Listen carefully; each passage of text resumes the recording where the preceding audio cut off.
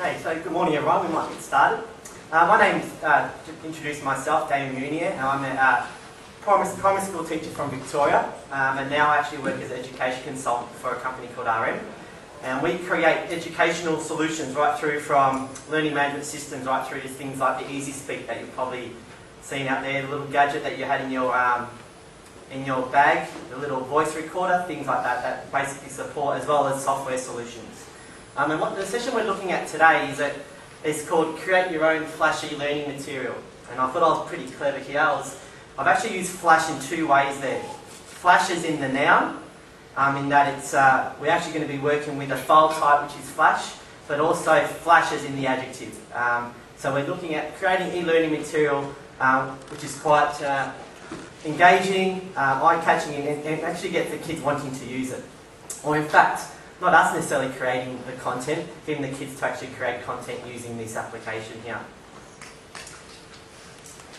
I think if we go back to looking at content and delivering of content, and when I say that, yes, almost it can be a bit of a, we're going back to the whole idea of textbooks and that kind of thing, but there is, I think, in some ways, and hopefully there's some people that agree with me, there is still a place where for content, or not so much content, but information. And we're giving children information, or giving them an opportunity to use information. And in some ways, we've moved a long way. So from the classroom to now, we streamline. We do things like we put different kids into different ability groups, and we basically look in their different learning styles, and we cater for those different learning styles in lots of different ways. But in some ways, I think.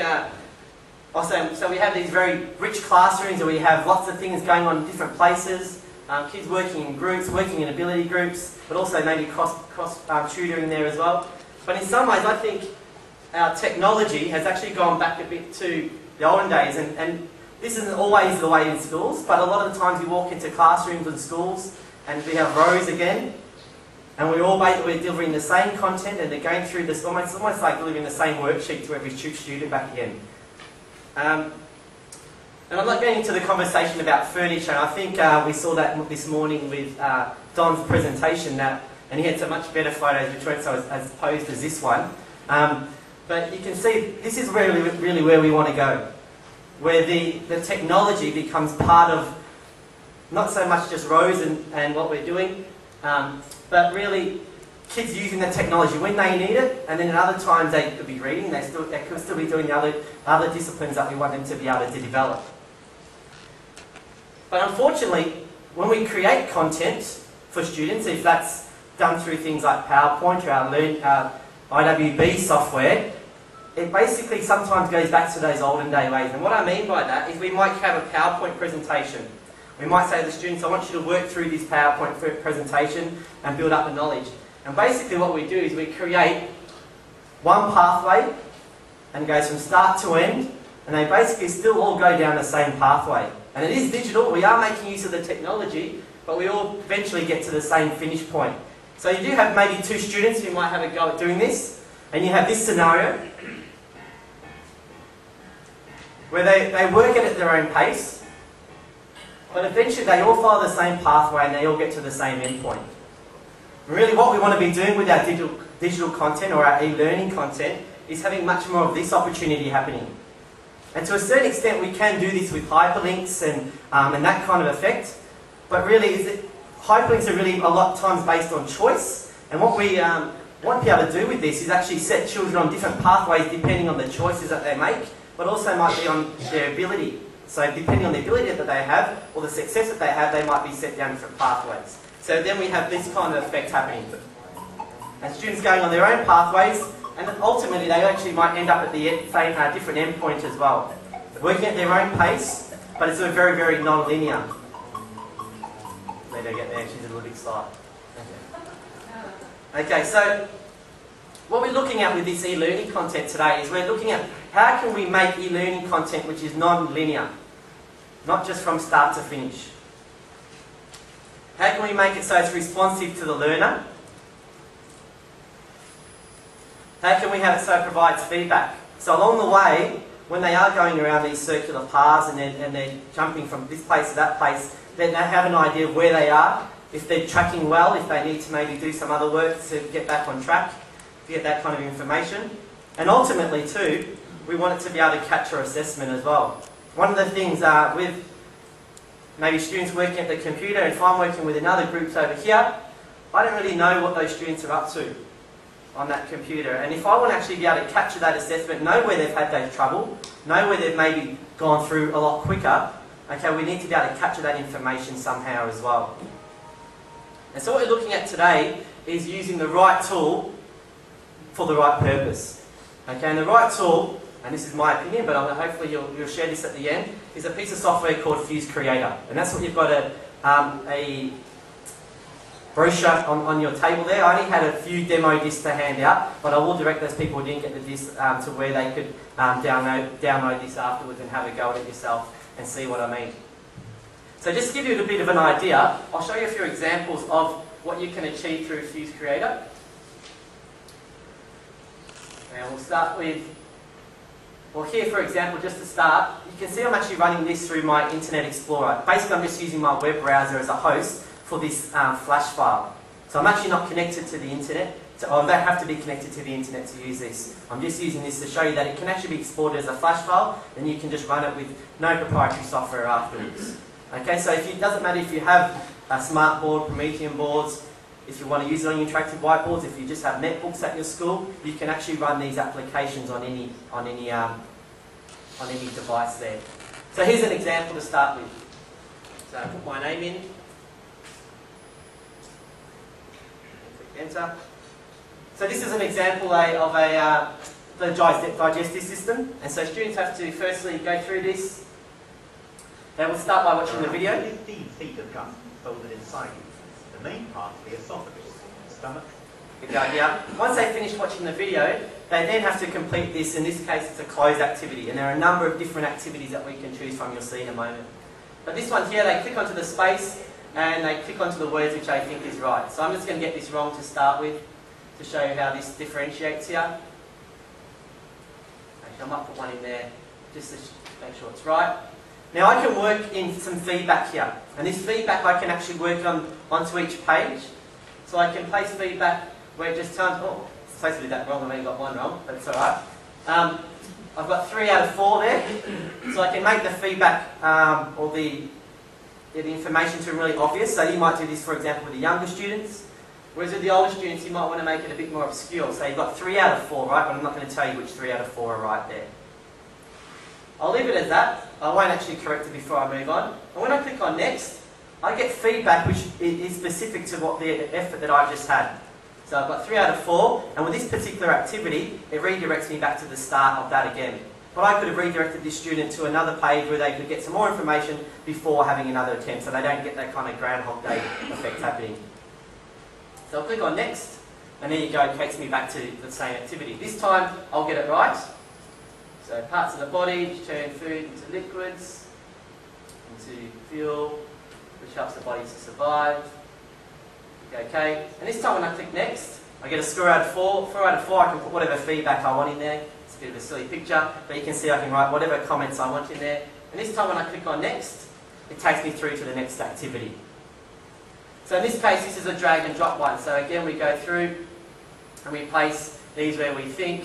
And again, the activities, better put that one in the right place, the activities marking us. And then when we click on next, it will give us a score there. So this is an activity, or a Fuse activity, which is based on, I guess, information and the building up of knowledge there, of the content. We might also use the same kind of concept here to explore a social aspect. So here we have a story called The 3 Billy Goats Gruff. I'm sure we're all familiar with this story. Click on next. And basically what we've created here is a digital big book, or a digital book that the students can work through. But rather than it just being a book where they're just passive and they're just consuming and just reading, they can actually interact with this story here. So here's a bit of a choose your own adventure. They can click on different parts and it takes them to different parts of the story. We'll go and meet the billy goats. Here they can actually be involved, so they can label the billy goats. And remember, all this is being captured. I'll show you this in a moment. Oh, that's the wrong one. That one there. Click on next. And now we get to the point of the story. I'm not sure if you've been reading, but basically there's 3 billy goats got to get across the bridge. There's a big troll that lives under the bridge. We need to send someone across the bridge, but who? Okay, so the students have a choice here. So do we send the little billy goat, do we send the middle, or the big? We'll send the little one.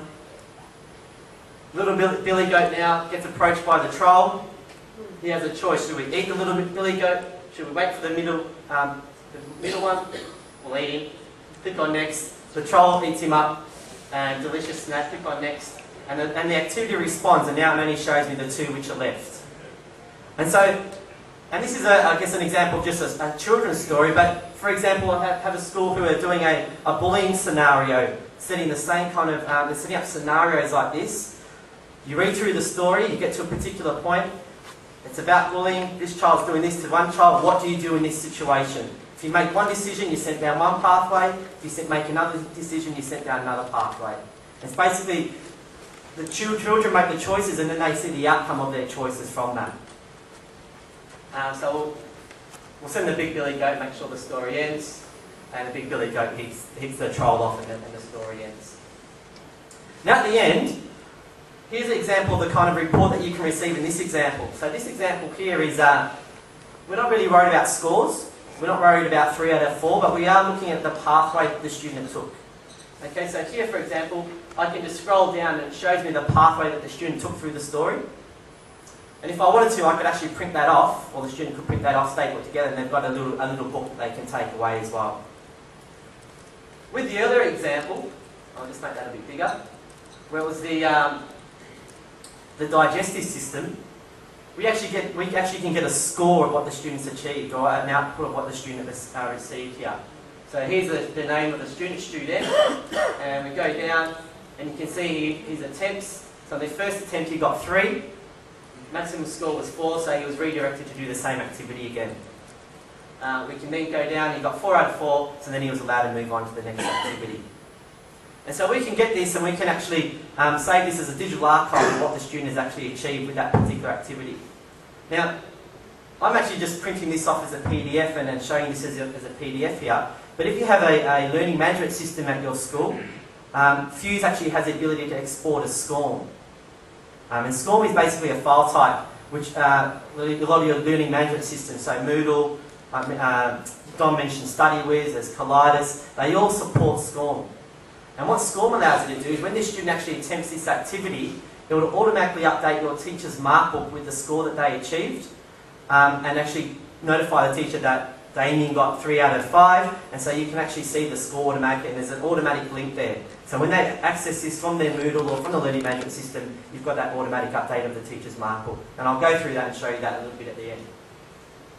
So just one last activity. So this is much, so the first one was much about knowledge. The second one was much more, I guess, about the experience and the journey the students are taking. But you might also might create activities which are about teaching a skill of sorts. And often with a skill, it's about practice, it's about doing things over and over again. And I guess we want to move away from the idea of rote. So here's an activity where I'm actually running this time the activity through Fuse, because I'm going to come back and show you the backbone and how it all works. But here's an activity where we're looking at children wanting to, or a mathematical skill, about ordering, being able to make this into a sequence so it actually creates an equation. So here the students have to come along and have to sequence this into an order until they think the equation is right. This one's quite difficult for me, so I have a go at it. I click on next, and I got 0 out of 5. When I click on next here, I'm not sure if you read that, basically said let's try one that's a little bit easier for you then.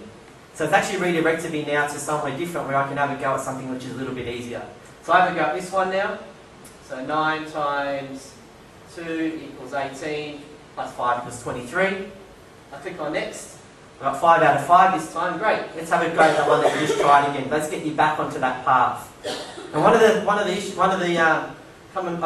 common questions that gets asked about this is, we do actually want to eventually direct kids to that level, that same level. And this is where we can still, the student can actually go, work in their own at their own level for a while, but when they feel competent